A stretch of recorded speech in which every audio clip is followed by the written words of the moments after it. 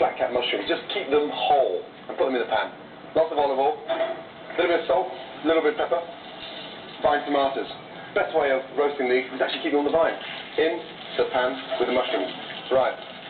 Just let those mushrooms and tomatoes sit there in the pan on a low heat and they'll cook themselves. Nothing worse than going into a restaurant, having scrambled egg on toast and having soggy toast. This here is a sourdough bread. And the reason why we're going to use it for scrambled egg is because it's strong, robust, and it's got a lovely flavour to it. But be quite generous when you cut it because you don't want this sort of little thin, tight, sort of fisty slice of bread. Nice and thick, chunky bread. Into the toaster. Every time we get a new cook in the kitchen, we always ask them to make scrambled egg. And if they can make the perfect scrambled egg, you know they know how to cook properly. Start off with 3 eggs. Now, don't season it.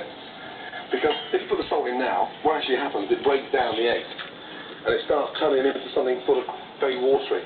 So, eggs in the pan. Nice knob of butter.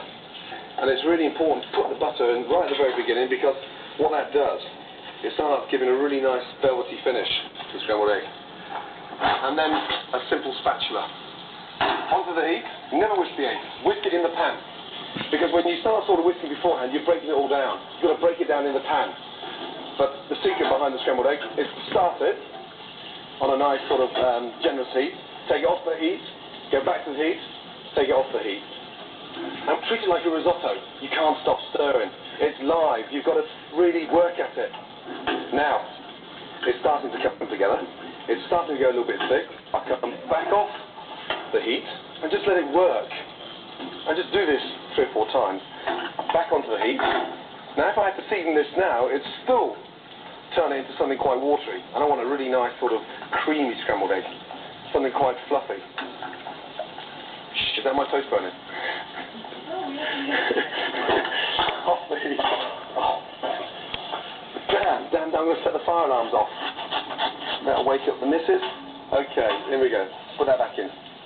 So, on and off the heat. Right, off the heat.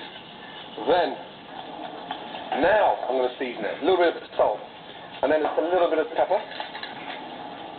Just to finish that, I'm going to put a little touch of chives in there. And what that does, it just...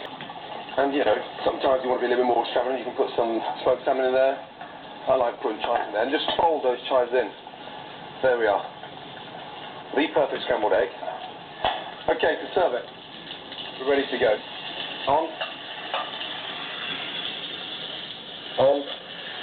The vine tomatoes, that's why we leave them on the vine, you see, because you just pick them out of the pan like that. Sit them on there. I'm just going to drizzle our sourdough bread with a little bit of olive oil in there. And then just pour the scrambled eggs over the sourdough bread. And there you go, a perfect scrambled egg. I mean, the most amazing way of waking up the missus on a Saturday, Sunday morning. So if you want to be a good boyfriend upstairs now and give it to her in bed for breakfast.